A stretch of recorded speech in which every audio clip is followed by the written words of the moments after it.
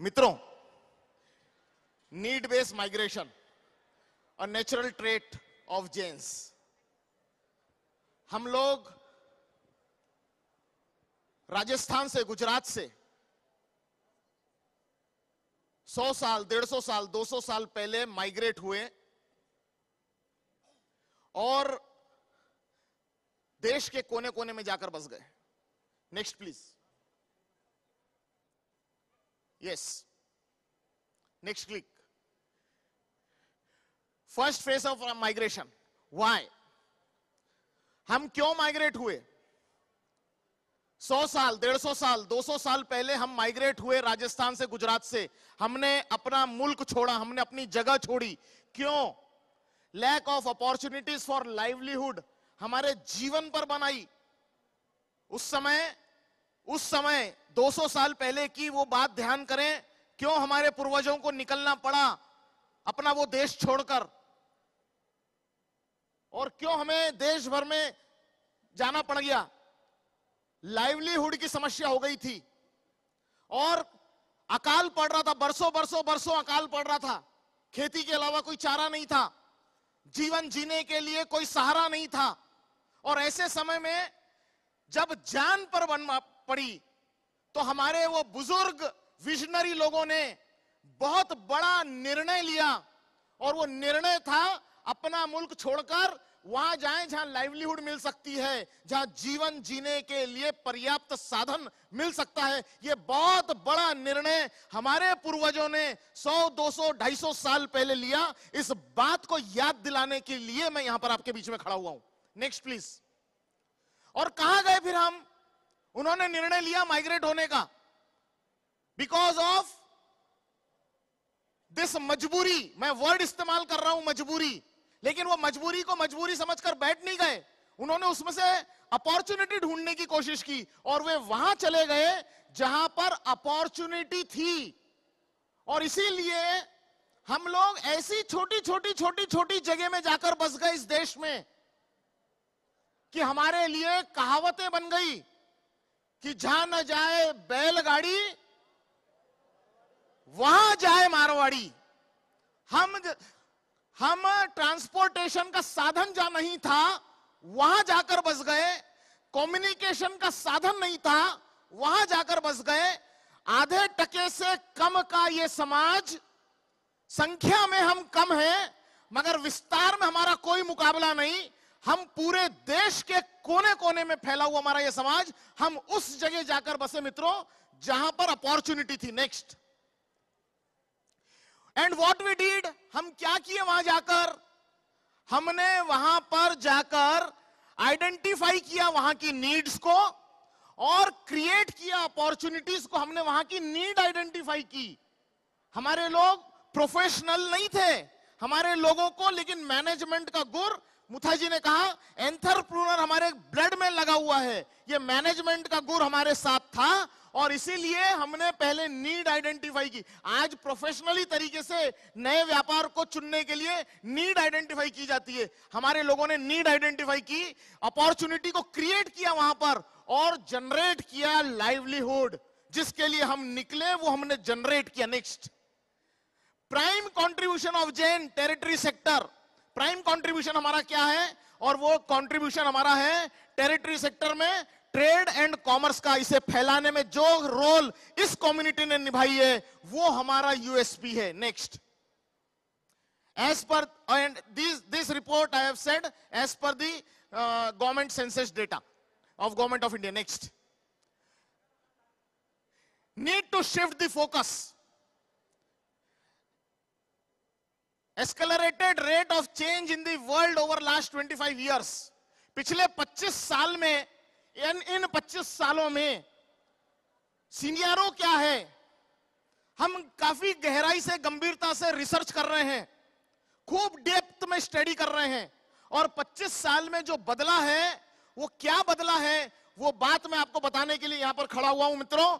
और बदला यह है, उससे हमें मल्टी डायमेंशनल चेंजेस आए हैं, और वो कॉज ऑफ कंसर्न है, वो चिंता के कारण है, और वो चिंता के कारण आप लोगों तक पहुंचाना और आपके माध्यम से जिन जिन शहरों से आप आए हैं उन शहरों में ये वाली बातों को पहुंचाना, उन गांवों में ये वाली बातों को पहुंचाना नितांत आवश्यक है। Steady decline in the rate of economic growth of gents.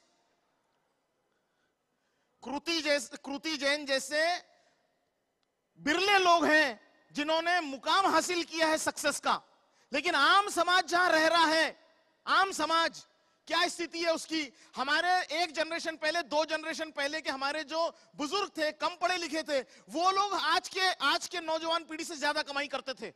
हमारा इकोनॉमिक ग्रोथ कम हुआ है।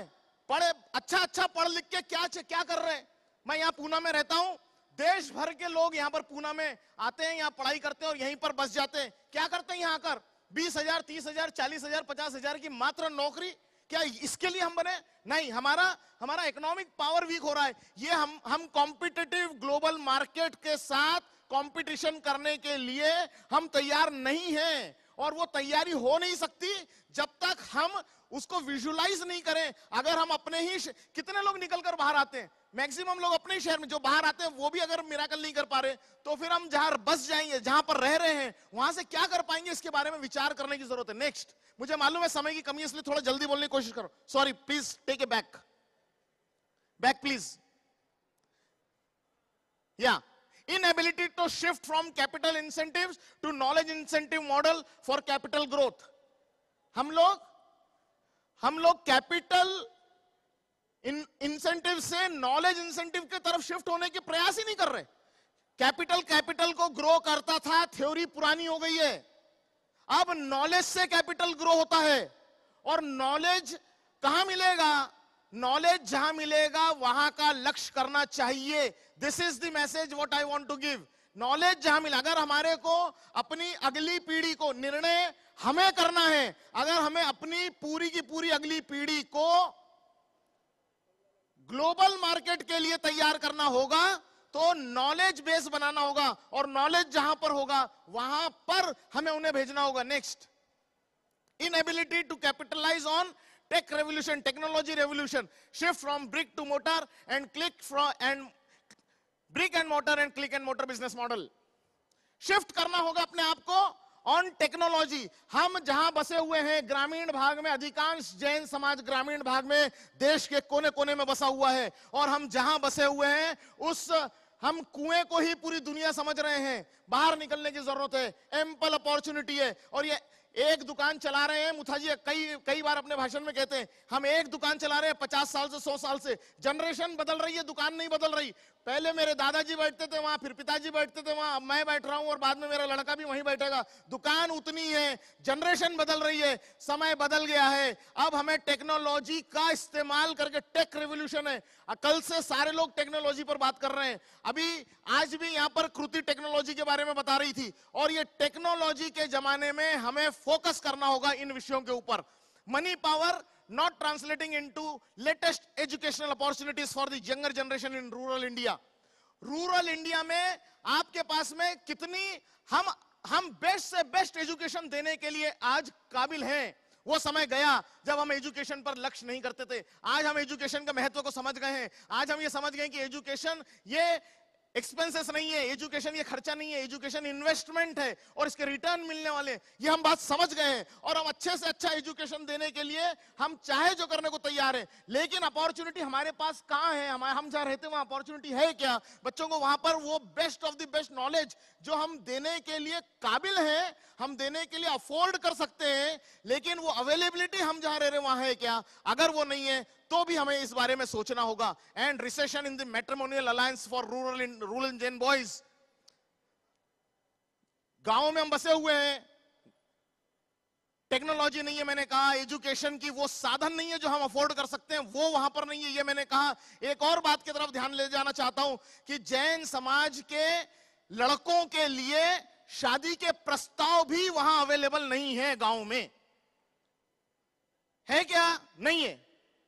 तो ये सारी चीजें मैं आपको ये कंसर्न बता रहा हूं कि हम बस गए उन जगहों में जाकर उस जमाने में जब अपॉर्चुनिटी थी, मगर आज कंसर्न हो गया है। और लेकिन हम अपने आप को वहां से निकाल पाने में सोच नहीं रहे हैं, बाहर नहीं निकलना चाहते, उस माइंडसेट से बाहर नहीं निकलना चाह रहे, और ये सारी समस्याएं फेस कर रहे हैं। ये सारी समस्याएं गले तक आ गई है मित्रों। वो समय दूर नहीं जब पानी सर पर से गुजरने वाला है, उसके पहले हमने विचार करना चाहिए। This is the message which I want to give. Next, unwilling to venture out, shrinking, static growth in capital asset.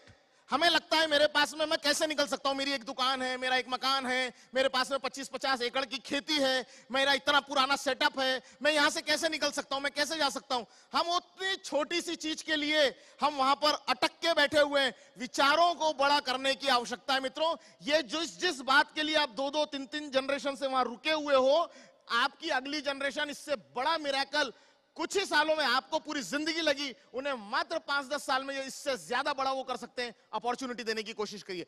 Being a trading community expose to the security risk and vulnerability. मुझे एक बात बताएं, कोई भी दंगा फसाद अगर गांव में हुआ, who are the first target? कौन पहला टारगेट है? हम है पहला टारगेट। चंदे के नाम पर निवेदन करके नहीं मांगा जाता, अधिकार से मांगा जाता है। Who is the first target? We are the first target. अगर हमें ये सारे के सारे कंसर्न हैं, तो सोचना होगा, तो विचार करना होगा। और हमारे जो बिना पढ़े लिखे बुजुर्ग थे लेकिन विजनरी थे, ग्रेट विजनरी, मैं बहुत ज्यादा मन से रिस्पेक्ट करता हूं अपनी समाज की बुजुर्ग पीढ़ी का, कि जो इतना ज्यादा चिंतनशील थे, इतना विचार करते थे। और वो वाली पीढ़ी ने अगर निर्णय किया था माइग्रेशन का, तो वो वाले विषय को आज वक्त आ गया है साथियों, फिर से हमें सोचने का। Next, the road ahead for Jain community being the next wave of migration, the entire globe of your market. अभी हमें वापस ये पुराने जितने कंसर्न मैंने बताए, ये सारे कंसर्न पर विचार करें। टेक्नोलॉजी अवेलेबल नहीं, एजुकेशन जो देना चाहते हैं वो अवेलेबल नहीं, एक्सपोजर अवेलेबल नहीं, सिक्योरिटी का रिस्क, लड़कों की शादी होने का शंका, कितनी ढेर छोटे से छोटी कैपिटल को हमने अपना संपूर्ण साम्राज्य समझ बैठे। ये सारी बातों पर लक्ष्य करें, और जैसे हमारे पूर्वजों ने निर्णय लिया था, वो निर्णय माइग्रेशन का हमको फिर लेना होगा। और हम जहां हैं वहां से हमें फिर से निकलना होगा, और वहां जाना होगा जहां पर अपॉर्चुनिटी है। हमारे पूर्वजों ने भी वही किया था, हमें फिर से वो करने की जरूरत है। और आज की अपॉर्चुनिटी अब गांवों में नहीं है, आज की अपॉर्चुनिटी पूरे विश्व में है। हमारी क्षमता से हम जहां जाना चाहते हैं हम वहां जाएं। एक बात जरूर कहना चाहता हूं, मैं एक नेशनल पॉलिसी के विपरीत बात कर रहा हूं, इसलिए उसका क्लैरिफिकेशन करना मेरे लिए जरूरी है। मैं जानता हूं कि ये वाली बात बोलने से एक प्रश्न मन में खड़ा हो सकता है, तो क्या हम रूरल इंडिया के लिए सहमत नहीं है? क्या हम इससे अर्बनाइजेशन नहीं हो जाएगा? क्या शहरी पॉपुलेशन बहुत बढ़ नहीं जाएगी? क्या शहरी पॉपुलेशन बढ़ने से स्लम नहीं बढ़ जाएंगे? स्लम बढ़ने से क्या गलत एक्टिविटी, लूट पाट, मार धाड़, ये सब नहीं बढ़ जाएगा? यस, अर्बनाइजेशन के ये सब प्रॉब्लम्स हैं, लेकिन मैं एक बात जानता हूं, हम जिस समुदाय से आते हैं वो अहिंसावादी समुदाय है। वो ये कोई गलत बात नहीं करेगा। हम स्लम्स वाले समुदाय नहीं है, हम स्लम्स में नहीं जाने वाले। हम जहां जाएंगे हम वहां का अपना विकास करेंगे, और अपने विकास के साथ साथ उस क्षेत्र का विकास करेंगे। हमने पहले भी ऐसा किया है, हम भविष्य में भी ऐसा करेंगे। आइए साथियों, पूरा ग्लोब आपका इंतजार कर रहा है। नई पीढ़ी को डायरेक्शन देने की जरूरत है, और ये वाला डायरेक्शन आप दे सकते हैं। और ये डायरेक्शन देने में अगर हम जितनी देर करेंगे, वो हमारा एक साल उनके 10-10 साल की देर के मुकाबले से मल्टीप्लाई हो रहा है। इसलिए अपने अपने शहरों में इस तरीके की बातों को हमने प्रचारित करना चाहिए, और भारतीय जैन संगठन ये वाले विचार सामने रखती है। इसके साथ आइए, इस पर गोष्ठियां आयोजित करिए, इस पर चिंतन मनन करिए। इन्हीं विचारों को मैं आप लोगों के सामने प्रस्तुत करने के लिए खड़ा था। आपने मुझे वक्त दिया, आपने मुझे सुना, मैं आपका आभार व्यक्त करता हूं। बहुत बहुत धन्यवाद।